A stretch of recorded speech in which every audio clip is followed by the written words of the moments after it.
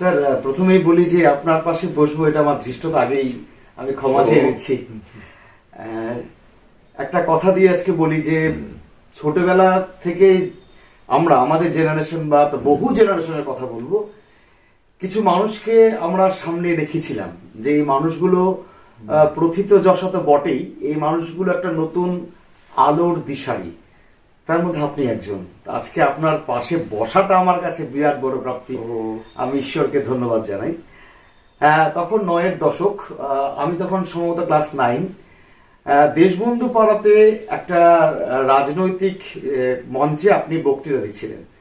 সেই বক্তৃতা শুনে আমি এতটা গুণমুগ্ধ হয়ে গিয়েছিলাম আপনার, যে আমি ভাবছিলাম যে এভাবেও রাজনৈতিক বক্তৃতা দেওয়া যেতে পারে, মানে এতটা পোলাইটলি, সুন্দরভাবে, ভদ্রভাবে, ভব্যতার সাথে। মানে আমি রাজনীতি বুঝি না, রাজনীতির লোকও আমি নই, কিন্তু এভাবেও যে বলা যেতে পারে এটা প্রথম আপনার কাছ থেকে জানলাম স্যার।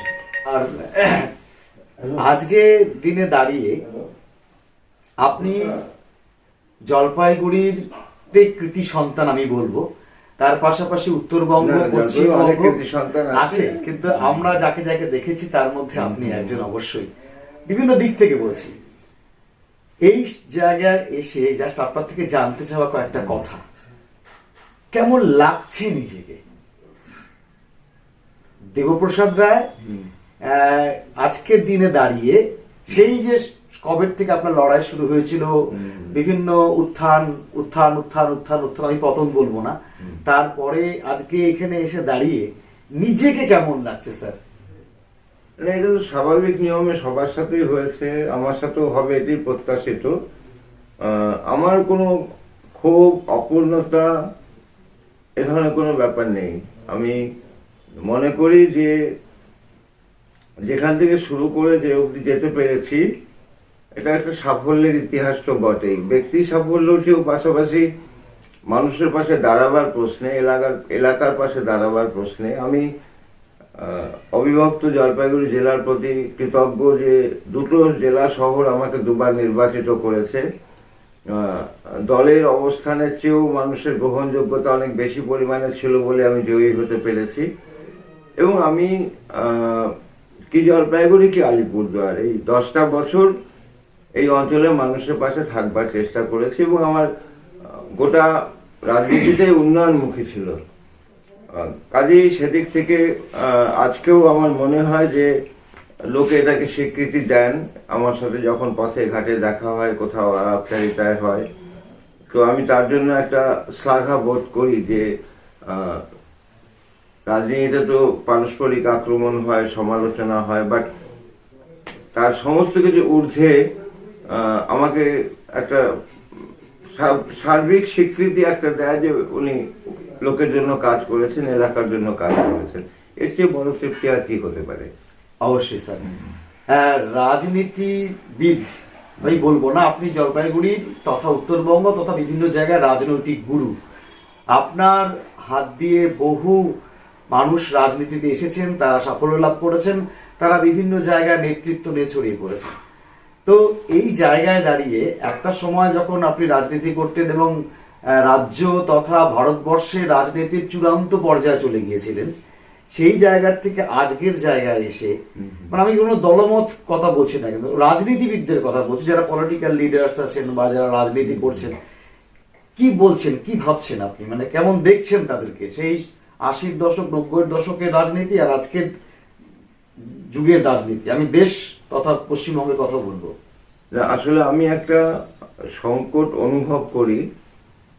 তার আগে একটা কথা বলি, অনেক আগে আমি যখন কংগ্রেস দলের প্রশিক্ষণ কর্মসূচির দায়বদ্ধতা পালন করছিলাম, তখন দক্ষিণ ভারতে একটা প্রশিক্ষণ শিবিরে আমি এক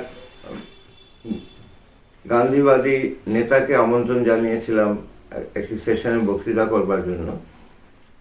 ডক্টর আরাম, উনি পরে রাজ্যসভার মেম্বার হয়েছিলেন, এবং উনি যখন নাগা পিস অ্যাকর্ড হয়, ওনার একটা বিরাট ভূমিকা ছিল। 10 বছর উনি নাগাল্যান্ডে থেকে ওখানকার কি স্থানীয় মহিলাকে বিয়ে করে আত্মবিশ্বাস তৈরি করে, মানে উনি নেহেরুজির দ্বারা প্রেরিত হয়েছিলেন। আচ্ছা।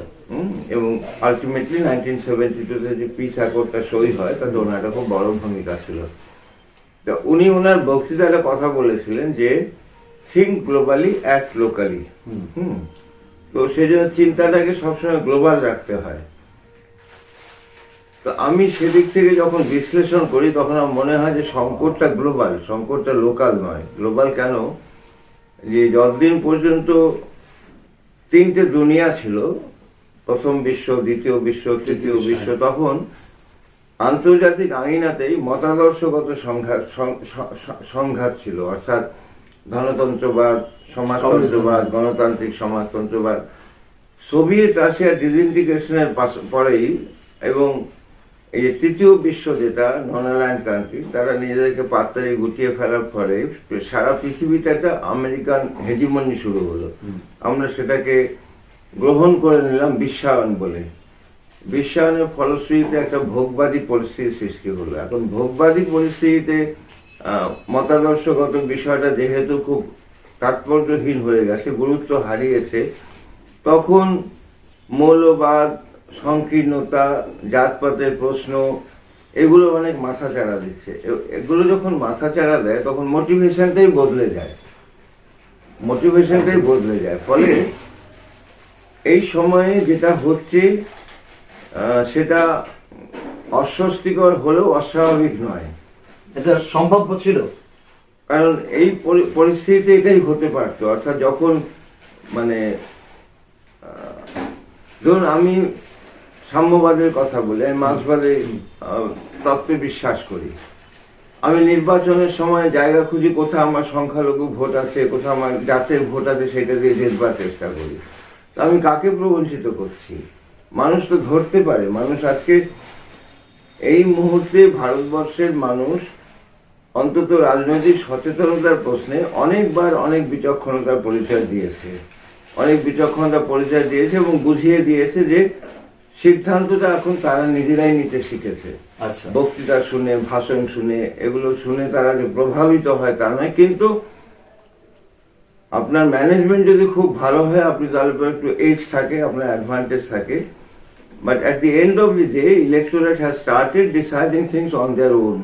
তো তারা সবকিছু বুঝতে পারে এবং সেভাবে তারা সিদ্ধান্ত নেয়। কিন্তু রাজনৈতিক নেতৃত্বের যে পথপ্রদর্শকের ভূমিকা ছিল, প্রথম কথা সেখানে অনেক ক্ষেত্রেই তারা বিচ্যুত, আর মানুষও তাদের অপেক্ষায় নেই। আচ্ছা, মানে মানুষ সচেতন আছে, এটা সচেতন হয়েছে। আচ্ছা, এবার আপনার সম্বন্ধে একটু জানা, মানে বহু জিজ্ঞাসা বা বহু জানতে ইচ্ছা যে মানুষটি কেমন সেই বিষয় নিয়ে একটু জিজ্ঞাসা করছি স্যার।